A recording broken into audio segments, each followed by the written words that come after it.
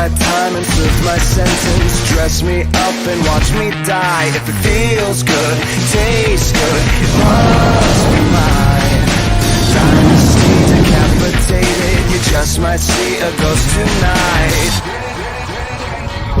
And if you don't know now, you know. I'm taking back the crown. I'm all dressed up and naked. I see what's mine and take it.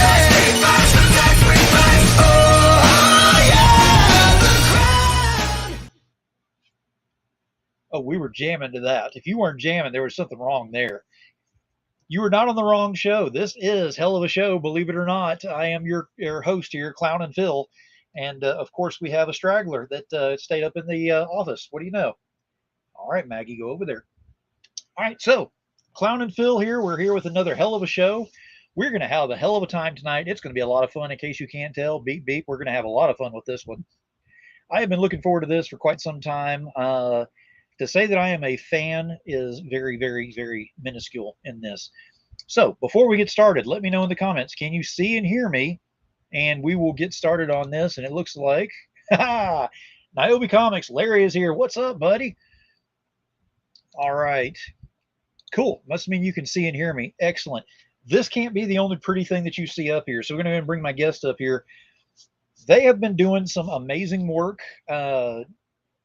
If you haven't paid attention to what's going out there, you haven't seen what they've got, we're going to enlighten you tonight. And more importantly, we're going to get to know who the people are behind the work that's out there. There may be some therapy sessions that are involved in that. After the case, I am not familiar with that. I will not pay for the bill, so we're going to roll right into this. So from Flatline Comics, we have Amanda Rachels and Kevin Laporte. Hey, Phil.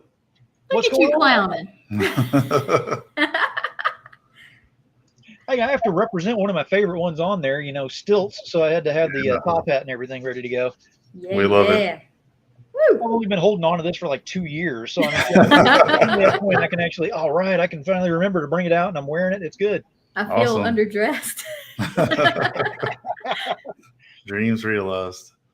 Hey, thank you very much for being here tonight. We're going to have a blast with this talking to you. Before we get going too far into this, first and foremost, give us the elevator pitch on who you are, what you do, and where we can find you, and then we're going to delve right into this.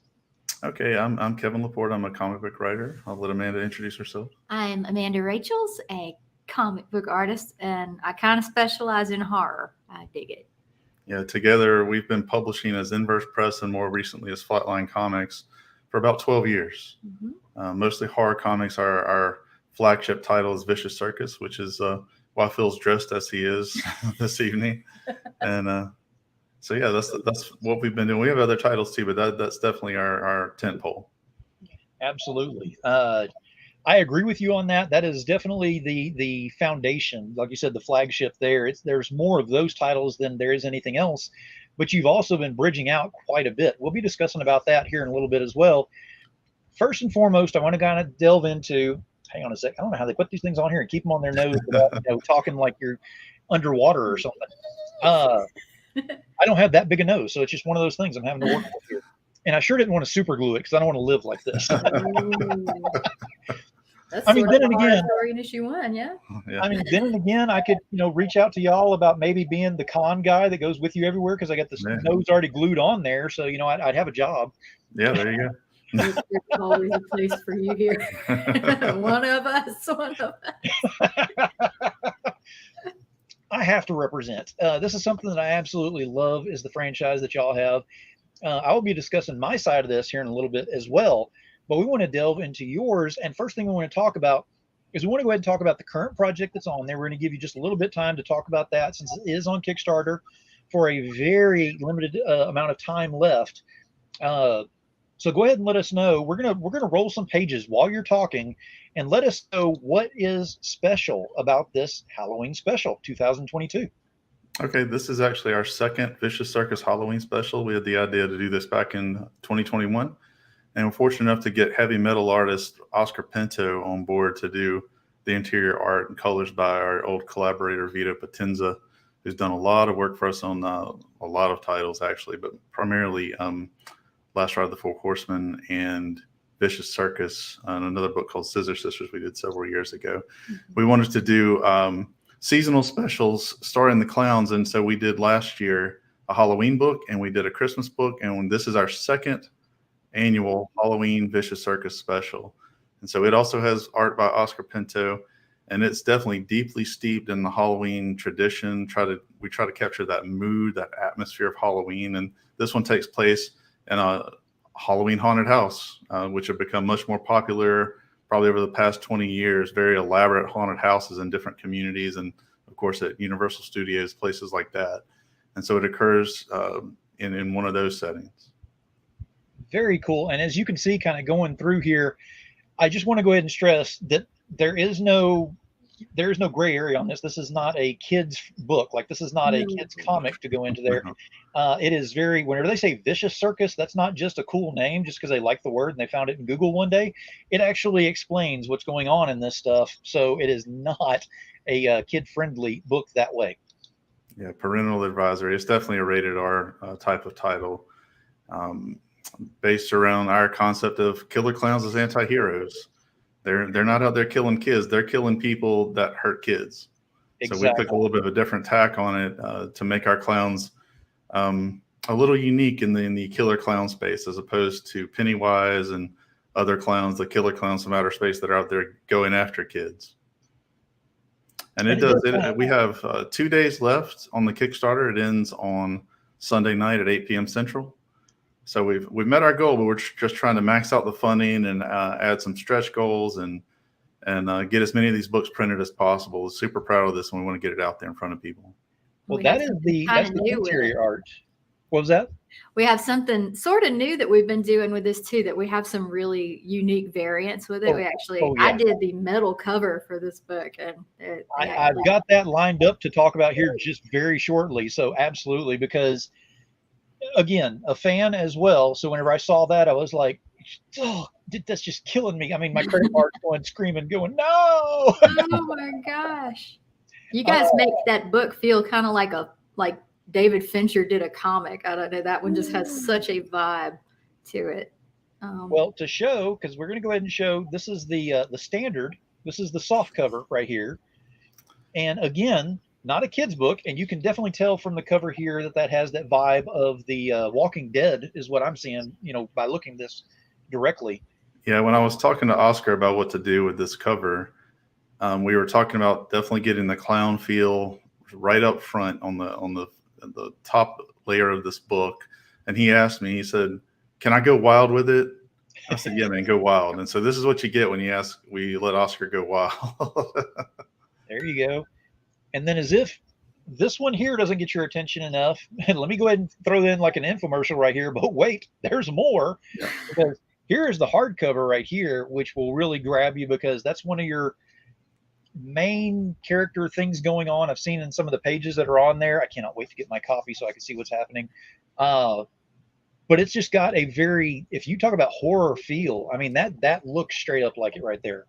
Yeah, he was definitely going for a classic horror movie poster type of composition on that, and he absolutely nailed it. We wanted to get that Halloween aspect. So you've got the jack-o'-lantern, you've got the laughing clown down the bottom left, and then the perp in his own bizarre, Gacy-esque clown makeup there, front and center. Exactly. And then to finish it up, there is the one. That is the grail right there. That is the metal cover. It's a metal cover for more than a couple of reasons there. Amanda, go ahead and talk about that, since that one's actually your work in there. Yeah, it's not just that it's like metal awesome, but it's actually printed on aluminum, and it's the gold version, right? Mm-hmm.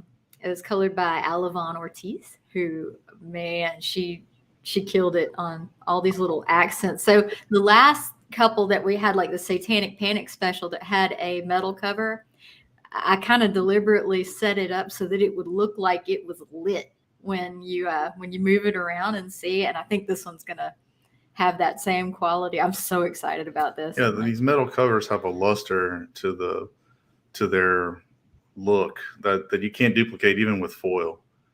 They just add such depth to the colors, and the gold on this is going to pop so hard when we get these back in. They look amazing. I cannot. That's gold. I love gold. All tingly. It's one of those things that it's the series that's in there that gets you excited. I'm already, I know what's going on from the ones that have been going on since Clown Town days and everything, because y'all have helped me out and getting some of the older stuff that's out there too. And sticking with this as long as I have been as a fan, you really get a feel for what's going with the story. And it almost gets to the point where I'm looking at it going, I don't want to open up the next one day and be disappointed because you've run out of story to do this. Oh no. I open it up and I'm like, wait a minute, you came way out of left, third base on left base, left field, whatever you want to call it on that one. And there's a whole new depth to the story that's on there that I never saw coming. How do you do that? How do you keep coming up with that much range on the story?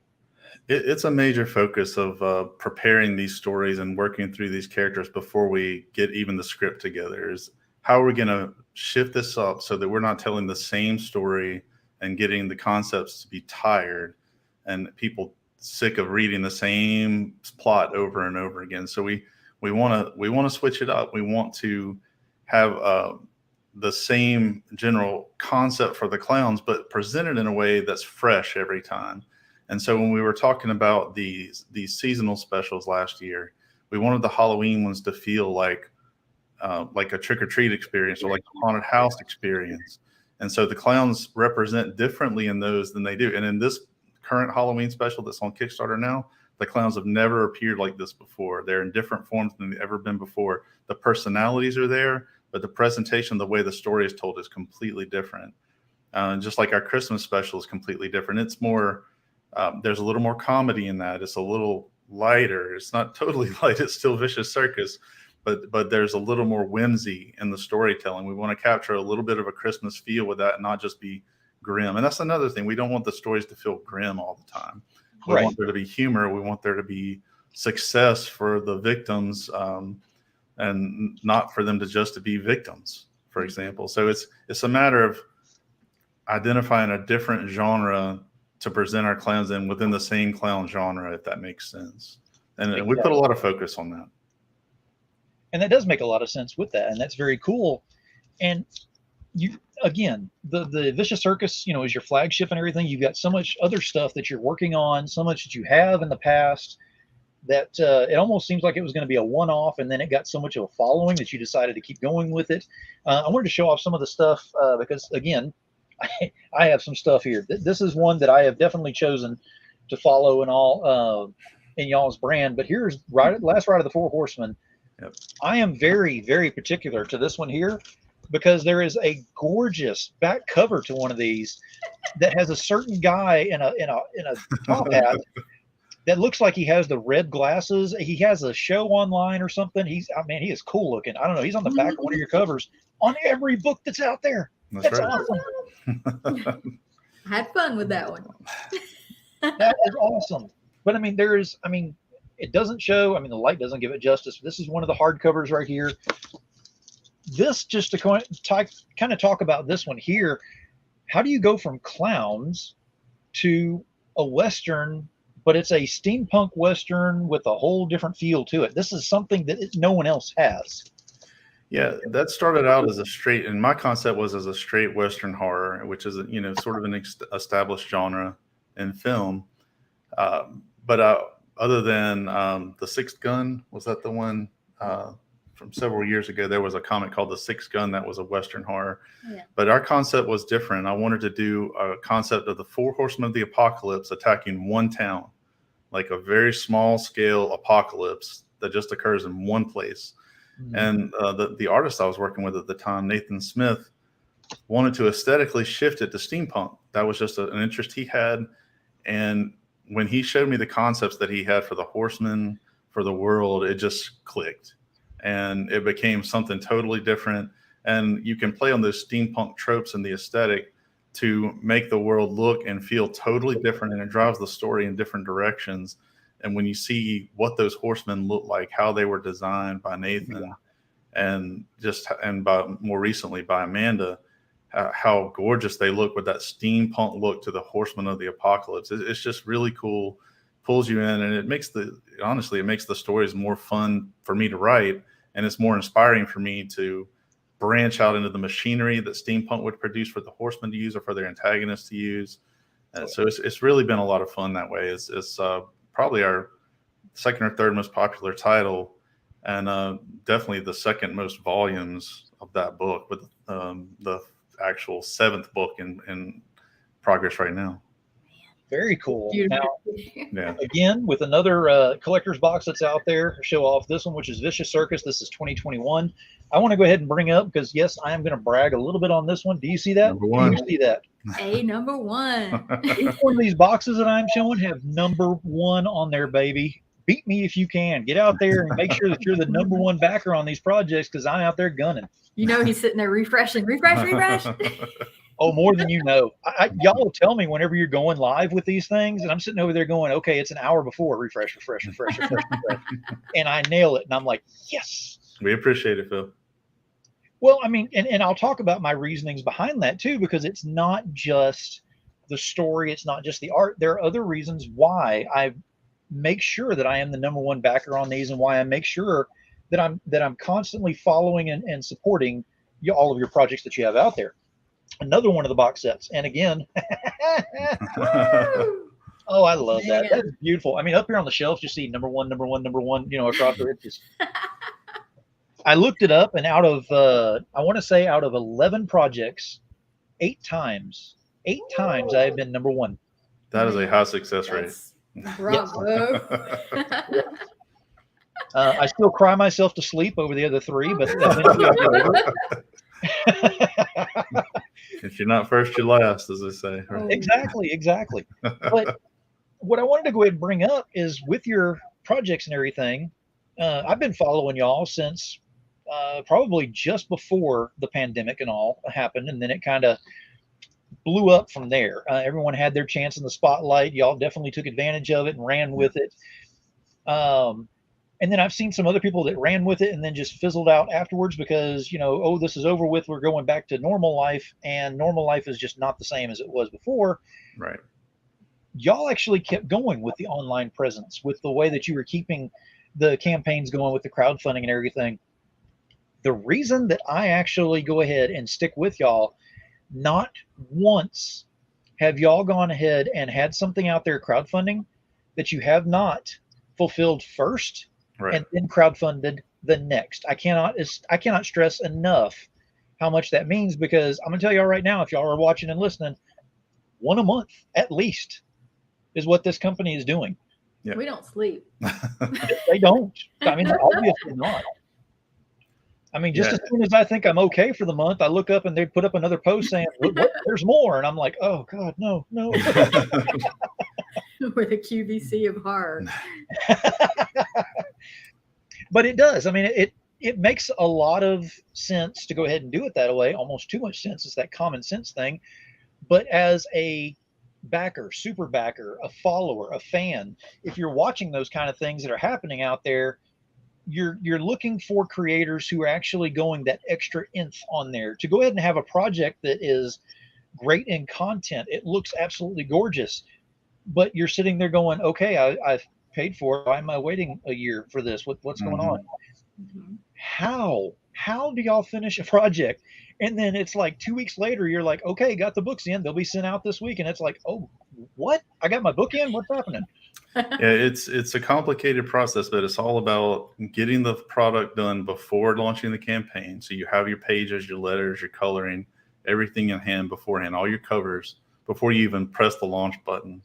And then when you have a good idea, and then the years of experience that we have in the Kickstarter, crowdfunding, indie market, to sort of project forward how many books we're going to actually need, we can order early. We can order after day 2 or 3 of a campaign and successfully project how many copies of each version of the cover we're going to need.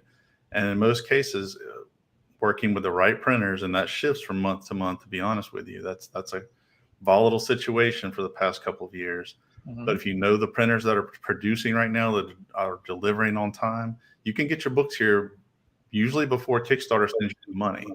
Yeah. And then you pay them off when you get the money, no interest, no problems, and you get them in, and Amanda and I are packing boxes, and she's sending out postage for the week and a half, 2 weeks after that, and we're getting those books to you before we press launch on the next campaign. That's which usually our happens like in a process. couple of weeks, right? I mean, after it takes you like a couple of weeks to go ahead and hit the button again. Yeah, and that's ideally what we want to do. And sometimes, printing delays or shipping delays are going to hold us up. That happened a couple of times, in 2020. But our system is pretty smooth. We're usually pretty accurate about it, and we are not going to launch a campaign before we fulfilled the last one for the same brand, for the same target group of buyers and collectors and readers. We want you to have your book. For number one, you're going to want to buy that next book once you get this one. That's our pledge. You're going to like this book, and it's going to make you want to buy the next one. And we want that continuity. Like when I was a teenager buying X-Men in the 80s, I wanted that next X-Men because I read the last one, not because I just knew there was a comic book out there, because I love that story. I want to see what the next one is about. And we take that same philosophy in how we produce and distribute our books. And I want to go ahead and, since you mentioned that one, go ahead and debunk a little mystery out there, or a myth, shall we say. The really great thing, people, these covers that are absolutely gorgeous, if you open them up, there's printed words and pretty art and storyline in there. It's amazing. It's like working, it's a whole new world that you open up into. Trust me, you'll never do it again the same way. Books, what a concept. Exactly. I mean, to go ahead and grab, say, the metal cover, and then get them to go ahead and sign it, and then slap that thing into a CGC or something like that. Hey, good, great, wonderful. That means you got to get 2 copies, though, because you definitely want to be able to read this thing and then have one that you can put up and show off as well. Nothing wrong with that. No. Now, I got to ask you, because we kind of gone through the projects and stuff like that. It's something that I lie awake at night, and I'm like, how is this possible? How did you come up with the idea of the clowns with the way that they are, who go after serial killers, who just the storyline wrapped around this, and how it just keeps growing? It's like the universe won't stop where you're going. You actually have a lot more there that you're holding back on, that you're little by little giving us teasers. I'll let Amanda start on that one. Well, we started off initially as what would scare adults, but might be appealing to children. Something like festive horror, I suppose. But we wanted something with a neat look. But I know with our clowns, we wanted them to be a little bit deeper than the standard slasher. So that was kind of what introduced that element of them being sort of avengers for the abused. And clowns are ideal for comics. They're already in costumes. They're already wearing face paint or mask. So we wanted to key on that, but twist the concept in a way that would make it more interesting. And it was definitely more interesting to have them with an agenda, with a mission. And once we explored that a little bit, they became more supernatural entities instead of just random dude in a neighborhood in makeup with a knife and a rubber chicken trying to kill people. And they became these supernatural clown vigilantes with a mission to slaughter people that hurt the innocent. Yep. And from there, we've tried to iterate with each new book, each new concept, each new issue, as we talked about earlier, to make something that you haven't seen before with the clowns, to give you a different side of the clowns, either some background or a different take on what a perpetrator of violence against an innocent might be. It's not always the same type of person. It's not always the same type of violence. And even if we keep that off panel, you get an idea of how vile these people are and that they deserve the justice of the clowns. Yeah, I'm a very mild-mannered person who gets really angry watching the news every day. So mostly what these clowns do to people in the book, that's my rage coming out on the page that keeps me from just going out and being a vigilante. Yeah. All right. So the PSA for tonight is never upset these people ever. They won't catch him, but you'll find a red nose somewhere around the crime scene. Trust me. And I have notes for 3 to 4 more stories that are completely different than anything we've done before, that key off of plot points from previous stories, but take it in totally different directions. And at some point in the next few weeks, we'll sit down with Erica Heflin, who also writes some of the Vicious Circus stories, and we will knock out outlines for these stories for the next year. going forward. I've already written the Christmas special. Carlos Tron is drawing that right now. I've got a couple of pages in on it. Looks amazing, just like last year's. The same art team from last year. Nice. And it is also a completely different thing than we've done before. And I'll just spoil a little bit for you. It's the clowns versus the Krampus, who is an awful child abuser. Ooh, The Krampus is just an obvious victim for the clowns as his beating of children who didn't obey Santa or whatever. So interesting. Looking forward to that. yeah, it was a lot of fun, right? Before that hits, though, I want to go ahead and bring up, because if you are not a part of the Patreon for Flatline, you are missing out. If you didn't get in on time for the Patreon, you're going to miss out on a couple of things, but it's still not too late to get on there to, get some stuff, whatever. But this right here, Yeah. You got to share the inside on that one, though. I still have my ticket, actually. So let me show you real quick. She said, show the inside. I am more than happy to do so with that. It's progressive panels there from the front to the inside. But this is awesome. Yeah. Thank you. So not only is it the fact that, I'm guaranteed a book that's very limited print that's going to be sent to me and everything for being a Patreon, basically as a thank you. But you went to the degree of, let's make it like an actual circus. We're going to give you a ticket. It actually gets punched. Yep. And then you'll get your book. Right. When I heard about that, I was like, this is the coolest thing ever. I mean, it goes along with your storyline for one thing, but it makes the interaction with your Patreon so much better on that. What do you see in Patreon that you would not see on some of your normal stuff? What do you give over there as far as other people don't see? We give behind the scenes access. So, for example, I talked about the Krampus aspect of the Christmas book. Last week, I revealed the 3 versions of the Krampus, the initial concept art that Carlos sent me. I revealed that to the Patreon Freak Show members before anybody else has even seen that. And I still haven't revealed it to anybody but the Patreon members. And I'll probably pop that out there after this campaign ends in a few weeks. But that's what you get over there. Also, Amanda does process videos. She does videos on how she designs the clowns. She does videos on how she sets up pages. And as you said, the big prize right now is if you get in on the Patreon by next Friday at midnight, the 30th, then you will get one of these exclusive Vicious Circus number 1/2 books that has a brand new story drawn by Amanda, written by me, colored by Alevon Ortiz, that we will never reprint in single issue form. This is, at this point, we're really happy with how the Patreon is going, but it's still a minuscule number of books that are going to be printed. It's going to be so exclusive that there will probably be 25 of each version printed at this point, unless there's a huge surge in patrons between now and then. So it's so exclusive. It's going to be really cool. And I'm telling you, she's knocking this out of the park on the art in this book. It looks beautiful. In fact, after we finish this podcast, I'm going work on the last page. Okay. Nice. Well, I mean, I will say that, it's too late now to get on a couple of the tiers for that, but some of us will be getting a gold cover on this one, which I'm looking forward to. Oh, yeah. Most definitely. So you've got Patreon on there. I want to go ahead and touch on something else that y'all do that is very fun and interesting, and I found it very entertaining, is your podcast that you do. Yeah. Yeah. That is awesome. I mean, some of the stories that you come across on there, I'm like, I'll see the title of it and I'm like, well, I'll give it a shot, see what it's like.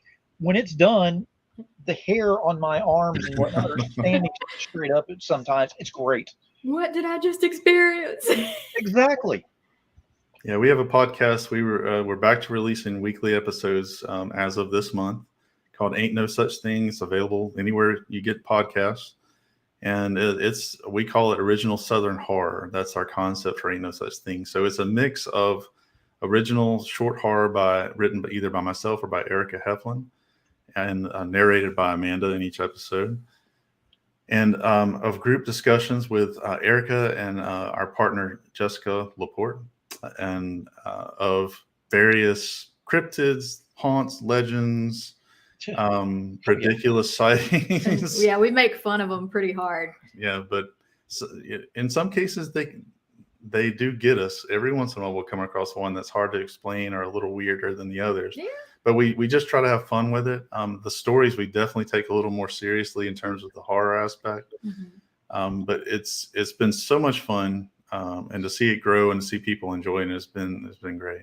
It started as a hobby for me just because I'm a huge fan of the kids, but like scary stories to tell in the dark, Tales from the Midnight Hour. And on the latter, audio versions didn't exist of those. So I was reading them and putting them on YouTube, and it's like, why don't we do our own?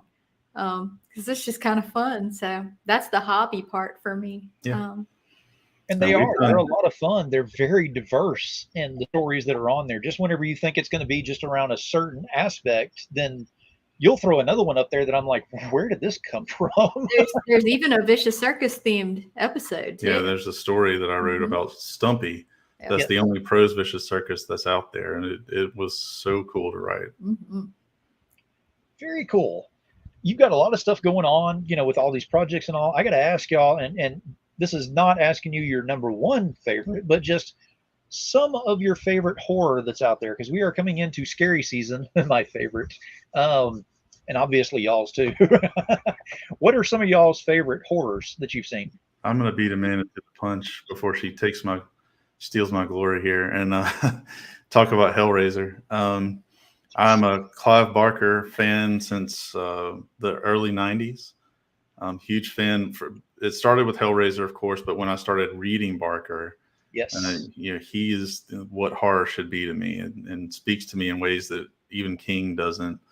And so I love Weaveworld and a lot of the short stories, including the ones that turned into Candyman and so forth. And so I love that. And so I'm super excited about the new Hellraiser on Hulu on the 7th of October. So that's what I'm really looking forward to right now. You're going to take Candyman from me too, huh? Yeah. That is my all-time favorite horror movie. I do love it. I'm a huge Stephen King fan. I'm in the middle of his new book right now, which I feel like is Stephen King's Weaveworld. So it's fun. I'm enjoying there's a lot of random stuff. Some Shudder little departures have been really good. We watched Glorious a few weeks ago. I don't know if you've seen that one, but we've got a review for Ain't No Such Thing we're going to put up in the next week or so of Glorious, which is a totally off-kilter sort of little horror story. It is nice. It's very entertaining, but stuff from there. I really love one called the Mortuary Collection. That was great. I am totally in love with Pearl and X. Those are kind of my speed, I think. Nice. I love monsters. It's kind of a golden age for horror right now. There's so much out there that's either building on what's come before or exploring new territory. Things that from the last year, like the Night House, which is the same team that's doing the Hellraiser movie here. The Night House is just a masterpiece, in my opinion. Oh yeah. And certain companies like Blumhouse, they're really starting to produce out there with a lot more really good stuff. And you're starting to see the shift in momentum on horror movies where it's not all about the gore. Right. They went so hard on that for so long that they really lost a lot of the audience because it got to be the same thing over and over with a different character. So it's good to go back to the actual more psychological portion of it, the ones that really mess with your minds. Those are the ones that just really tear you up. And they're the ones that bring you back to watch over and over again to get that, to chase that high of that tension in the moment. Exactly. We went to Halloween Horror Nights last week, and so it's really kind of sparked the spooky season for us. But I like a lot of classic horror too. I'm really excited to show our little one Killer Clowns from Outer Space because we're going to do it. It's going to happen. But then I'm also a fan. I was so excited to see there's a Disney ornament of Huey, Dewey, and Louie from the classic Trick or Treat cartoon, and that Legend of Sleepy Hollow, the Disney one. That starts Halloween. I have to watch that every year, or it doesn't feel like spooky season to me. Nice, very nice. Now we talked about some of the books, some of the horror, some of the stuff that goes into there. So I got to ask, what are some of the inspirations that you use? Like, what do you use? Some kind of certain music that you have while you're writing or while you're drawing, or is there something going on that you have in the background? What do you have going? It depends. After when I still had a day job back when the pandemic started, I was home a lot, and I did a lot of writing before I retired for my day job, a lot of technical writing, and I started listening to ambient music, like movie soundtracks in ambient form on YouTube. And I got to the point that I use that a lot for my creative writing as well. So even now, if I'm up, I'm an insomniac, so I'm usually up writing in the middle of the night, and I've got YouTube on with some sort of strange movie-based, usually 80s movie-based ambient, like Tron or Nightmare on Elm Street or Hellraiser. Just go down the list. There are a lot of really great ones out there. Even some of the Star Wars ambients are really, really good if you find the right one. They have a little creep to them that be in the right headspace to write the kinds of things that I write. For me, I mean, I can listen. I'm sort of a metalhead and just my musical inclinations, and I can listen to that. But I tend to flow a little better if I've got something a little more with a little more of a sinister, smooth undercurrent to it, like ambient music. That's good stuff. I like your Pirates of the Caribbean one that you put on a lot. Yeah, but it has a little sinister edge to it. It does. It's a little spooky. I'm more of a yacht rock type, but All right. And true crime. I've always got or a book. I don't get much chance to actually sit and physically read a lot because I'm always drawing. But I like very long audiobooks that I can get lost in. Very nice. Now, talking about, long audio books and stuff like that to go along with that nature, Sandman, have y'all had a chance to either listen to the audiobook or watch the series? I watched the series. Have you watched it yet? I have not yet. I'm saving it. I've just been so slammed. Kevin and I can spoil it for you. Hang on a sec. We'll take care of this. No, I loved it. I'm going to be honest about it. I remember I'm old enough that I was an adult when I bought Sandman 1 off the shelf back in '88, I believe it was. And it was really cool to see it interpreted into a TV show, but in such a way that it felt like its own thing. Yes. It's very dark, very gothy. Oh, yeah. And the characterizations are so interesting and cool. I really loved it. I can't say that there was an episode I didn't enjoy, but there were 2 or 3 that I thought were pretty transcendent and meaningful. It kind of blew my mind, to be honest with you. The whole presentation, the look, the feel, the music, the performances, really, really great. Shockingly great, to be honest. It actually had more of an epic feel than I was expecting. Whenever I went into watching this, I thought they were actually going to kind of drop the ball and do just and I mean darker. They were just going to turn off the lights. Oh no, they created a world for this thing that actually stays consistent through the whole thing, which is awesome. Yeah, and the surprisingly episodic feel. I explained it to her is that some of them almost feel like Twilight Zone episodes where the Sandman is the narrator, yes, or the Rod Serling type of character, the Crypt Keeper type of character that just shows up here and there to kind of guide things. It was great. That's why I feel like I need to wait and give this the attention that it deserves. So after I finish that last page, that's going to be my day off. There you go. Well, when that happens, we'll bring you back on and just let you talk the whole time and give your review. No, I mean, there's all kinds of stuff going on, all kinds of TV shows, movies, things that are out there. Of course, we are all excited for Hellraiser. That's just at the top of the list for a lot of people. Is there something else that's at the top of the list for y'all that y'all have seen that is coming out soon? There's so much at the moment. Andor just started. She-Hulk's going on, and it's pretty goofy but entertaining in its own way. But I think, and Lord of the Rings, Rings of Power is happening at the moment. To me, the best thing that's out there right now, there was House of the Dragon. That's easily the top of my list. I just finished that book, the Audible version. It was 26 hours long, but I binged it.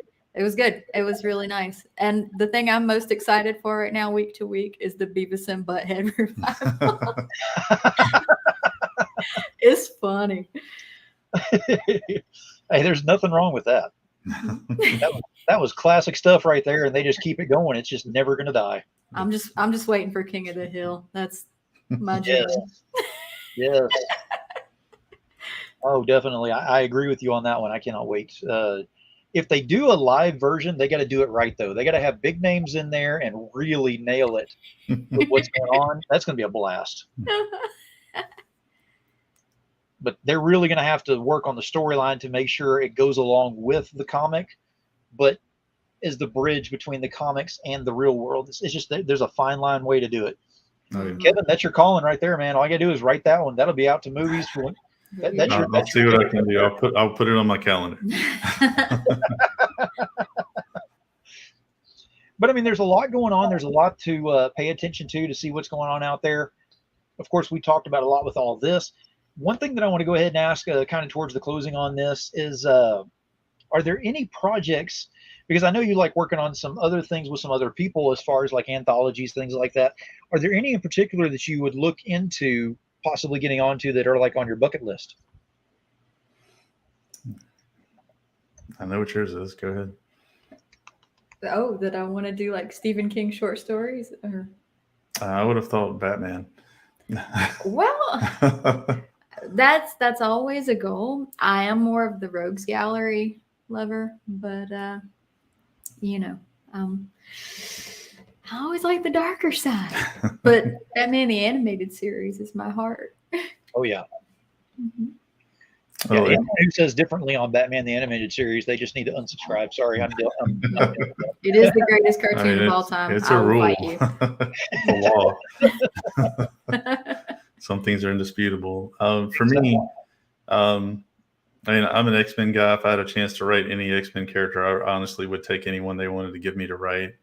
But if I could time travel and get a book into the classic Vertigo lineup when things were at their peak of creativity and sort of gothy darkness, that's where I would most want to insert a book with my stamp on it in the time frame of comics. That's an era I really enjoyed.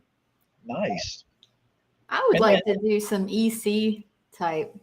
That was a big influence on me growing up, and I've been revisiting a lot of them lately.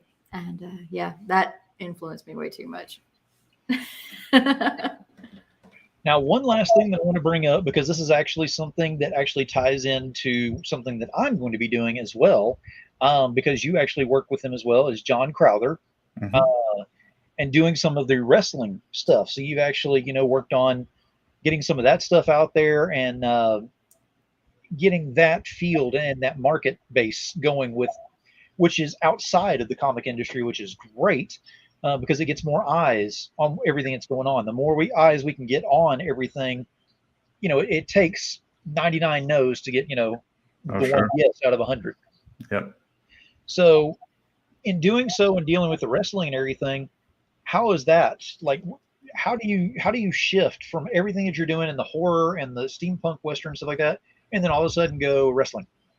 Well, what I found was really interesting. There's quite a bit of crossover in those audiences. Mm-hmm. And I think the reason being is that wrestlers, especially classic 80s, 90s pro wrestlers, were very much superhero types of characters, these big bombastic personalities, the costumes. I mean, if you're telling me Randy the Macho Man Savage wasn't a superhero or sometimes a supervillain, I mean, this guy was the living embodiment of a superheroism or supervillainy, depending on what point in his career is that. He had the most outrageous costumes. Steve Ditko couldn't have come up with the costumes that Macho Man wore, and I found there was a lot of crossover. There were some people that were just wrestling fans that we found through John's contacts in the wrestling industry and the audience he built as sort of a wrestling historian. And he's a legit wrestling historian with the work that he's done over the past 6-7 years. Mm-hmm. And so it was pretty easy to get those people into the comic side of it because they were already prepared to enjoy that part of it, from the costumes to the over-the-top storylines to the kind of dichotomous black and white bad guy, good guy dynamics and that sort of thing. And it was a pretty straight crossover, in my opinion. And I feel like that genre, the behind the scenes stuff that went on, it's woefully undocumented.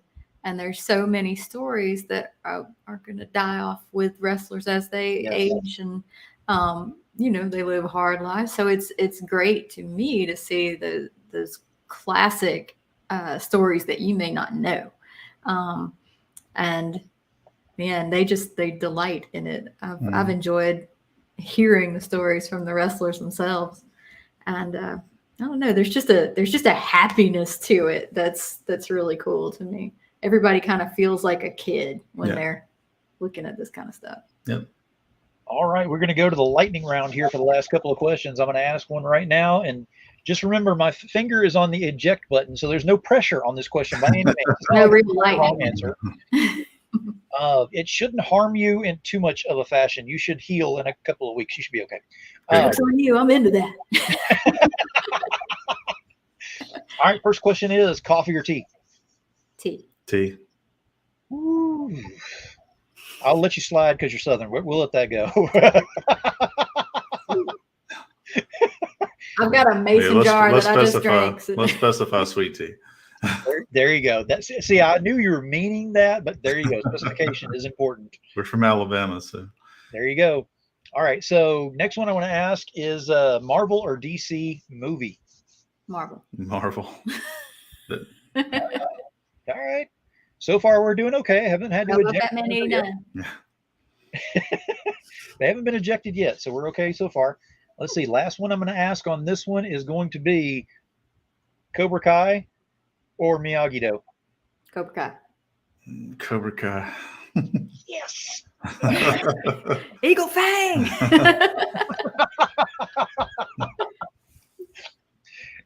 If they were still a thing, that would be which technically in the series, in case you haven't watched it, they're still there. They're just not doing anything. But binge the new one. I promise to wait. I like Kreese though. That's my guy. Kreese is he evolved in a whole different way in this one, which was very interesting. I wasn't expecting as much evolution from him. Oh my. But then again, the major surprise, of course, was Johnny. The way that it full circle. Of course, I spoiled all of this season 5 in my reviews online. So if you want to go check it out after you watch the series, of course, make sure you do that. So if you haven't seen it, Amanda, have you seen that or no? Not the newest one. We promised to wait. Okay, Kevin, you haven't seen it either? Not yet. We're gonna watch it. Whenever y'all do, just promise me y'all will reach out, contact me, and just do the jaw dropping down face and all that stuff. Be like, oh my gosh, I wasn't expecting that much out of it. Yeah, that kind of thing. Ooh, my. Okay. We'll discuss it then because I don't want to give y'all any kind of spoilers. I'm not going to tell you nothing. All right, so the last thing that I want to go ahead and ask, and this is a very important question. This is the one to end all right here. Where can everybody find y'all? Start with you. I'm on Whatnot a lot. Mm-hmm. Whatnot. I'm Flatline Comics, all one word. Wednesday nights, I live draw at 8 p.m. Central until. And we have fun. I'm going to be doing lots of monsters here for spooky season. But I do covers and stuff. And I just put the camera on my desk and you get to watch me draw. And I talk a lot. And we have fun. We mostly talk garbage horror movies that I love. And that's so much fun. That's the best place to find me. Flatline Comics, all one word. It's me. Very cool. And what about you, Kevin? I'm at Flatline_comics on Instagram and Flatline Comics on Facebook. And you can find me. I have a writer page on Facebook as well under Kevin Laporte. Excellent. And then, of course, and I just put the Kickstarter link up here so that y'all can find that. And again, all these links are embedded into the feeds. I make it very easy for you. All you gotta do is look in the info on there, click on the links, and you'll go right to every one of these we're talking about, including the Kickstarter. We're into the last, couple of days here, or less, actually. I think we're down to a day and a half or almost 2 days. We're getting close. But like they said, they're funded. They're happy with it. We want to see how far we can actually take this thing. Right. And see what can possibly happen from, taking this thing up higher. You never know. I mean, look at what they come up with in content. Just think of what they could come up with, in goals that are higher if they got way up there. You never know. And I'll go one further on here, since you were nice enough to have us on. If anybody from this stream backs the Kickstarter, and let us know Phil sent me in the notes, I'll include a little sketch card for you, so you get a little bonus. Oh, there we go. There we go. Just ask her to sketch me. If you see me on, if you see me on here, tell her to sketch me from the show. She'll love doing that. It's. I know how to draw you. Exactly. It's stilts, but older and less good looking. So yeah, it's. Oh. No, I'm joking, but yeah, that is amazing that you will do that. So if you are on there, just let them know that Demon Phil or Clownin' Phil sent you over there, and she will take care of you on that. They've done things like this in the past, and it has worked out, and people have done this, and it's fun to see that. So make sure that you're doing that to go over there and support in any way that you can. And remember, and I'm going to do this in closing on this one, it costs absolutely nothing to use the power of that finger to go ahead and share a project out. If it's not your bag for whatever reason, you've looked through or you just don't have the money, there is no judgment whatsoever, but it costs nothing to use the finger, the correct one, to go ahead and share. But even if you do back this, all you got to do is share it out as well, because you never know who it'll land in front of. That's just like, I have been looking for killer clowns my entire life. This is exactly what I want. They're usually in the psych asylum whenever they see these kind of things. But hey, we're not judging again. If they've got money, they're going to buy it. That's right. But it has been a blast having y'all on here and being able to reconnect. It's been too long since I've had y'all back on the show. Absolutely. You've got a great project going on right now. You've got great projects going on. If anyone is out there that doesn't know what y'all have going on, I'm going to tell you right now, follow them, follow what they're doing, and see what they've done in the past and see what's coming up in the future. I get to know some of the things ahead of time because of the Patreon deal, but they are very cryptic on some of the things that they keep out there. And knowing these two, they've got things planned out through, well past the whole Marvel timeline for movies and everything. Out there for that. That's fair. You're a good planner. Exactly. So again, thank you for being here. I certainly appreciate y'all both being on the show. We got to clown around a little bit, have some fun, talk about the projects, talk about who you are beyond the clown faces that are on there. So again, thank you very much. Keep doing what you're doing. Thank you so much. Hey, my pleasure. Absolutely. I love being, the king of, going ahead and backing you on stuff is having you on my show. That's just like a major honor for me on that one. Long live the king. Now, that being said, I'm going to drop y'all backstage and go ahead and do my closing statements on here, and then I will be with y'all here shortly if y'all don't mind waiting. Sure. All right. Thank you very much for being here. Thank you. All right. So we had them on here. You know what? I'm going to take this off right now because it looks like I've been, I haven't been picking my nose, I swear, the whole time. I've just been making sure that the nose stays on there. So that being said, I always have a closing statement whenever I do my shows. Tonight's not going to be any different. I always try to base it off of my guests and what they've said, and usually base it on one word that's on there. There's only one word that comes to mind whenever I think of Flatline Comics and what they've produced and these guests that are on here, and that is fun. Now, fun can mean a lot of things. Fun can mean, okay, it's good content and it's, easy to read. Fun can mean the artwork is really interesting and it grabs my attention. Fun goes beyond that with this company and with these creators. What I mean by fun is they make it interactive. They make it interesting. They make it to where not only is it a page turner, but you find yourself almost feeling like you're a part of what's going on. And I'm not saying part of the characters, unless you're a serial killer, which we don't judge, but I also don't want to know. That puts me in the know, and I don't want to do that. But if you're looking there and you feel like you're actually a part of the writing process, shall we say, or something like that, or the creating process, then there's success in what they've done on that, because comics are always about having a way to get away from reality. It's a way to step out of that and to be in fantasy for a little while. They have succeeded time and time and time again. I have most all of their works that they've got. I'm trying to collect all of them as best I can. It's a slow process, but hey, we do what we can. But until then, I'm enjoying exactly what I have in here and looking forward to what they have more of. So whenever I say fun, it's all about what they put into there to the next level. They are definitely hitting that. So that being said, whenever you're going ahead and you're working on something project-wise, industry-wise, just in life in general, have some fun. Go ahead and take it to the next level. Make sure everyone is enjoying on that level. You can never go wrong. So until next time, this is Clownin' Phil or Demon Phil or whatever I'm going by nowadays. So many personalities. I'm going to have to see a doctor. We will see you next time. Until then, I'm going to put the outro on here. Do not miss the end credit scene. You have been warned. Keep it indie, y'all. I'm all dressed up and naked. I see what's mine and take it.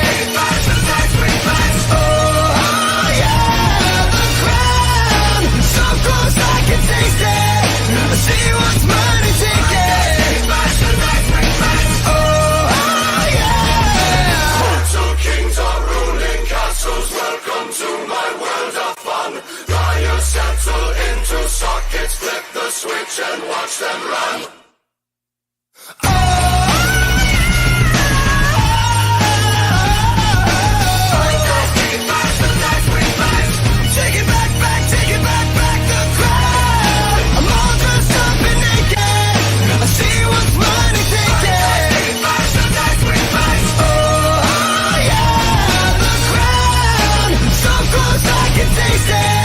See what's mine and take it.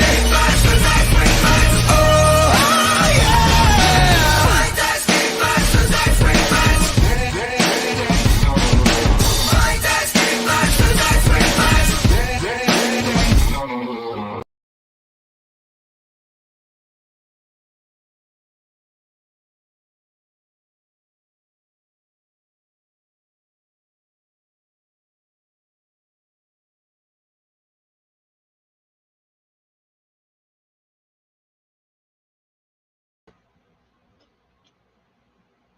This thing on? Can you hear me now? Can you hear me now? Can you hear me now? Hello? We're live? Okay, well, here we are. All right.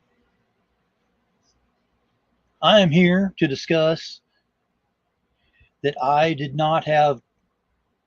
Oh, wrong speech. We're not talking about that one today. That's a different one. We'll do that one another time. All right. I am here today to let everyone know Dark Enterprises, which is giving you all these great videos and having a blast with all this, now has a toll-free number for you to contact me and let me know if you're interested in being on the show and doing some things together. There are a lot of things and plans in the works for the future. Let's talk about some of those things, shall we? Let's say you're working on a project. You just want to go ahead and get ahead of the competition that's out there. So you're looking at, you may want to book a spot on there to go ahead and have a place, but you don't want to show all your cards at once. So you want to go ahead and just make sure that the glass is always half full, not half empty.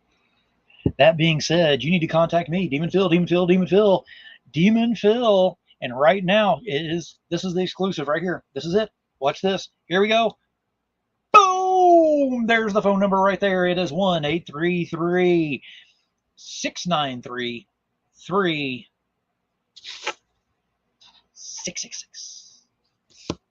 That's right. 1-833-693-3666. Call this number if you want to go ahead and have a spot on these shows. Have a blast. Have some fun. Tell me if you've got some other ideas, things you want to do. And if you think this number is actually not real, call it and see what happens. You never know.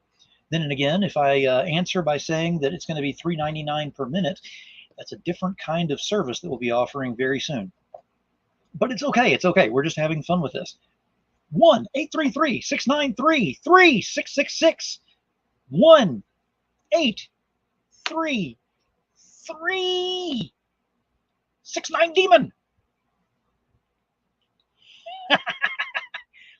That's how we put this out there for right now. And if you don't catch that reference right there, you are not old enough to be watching this.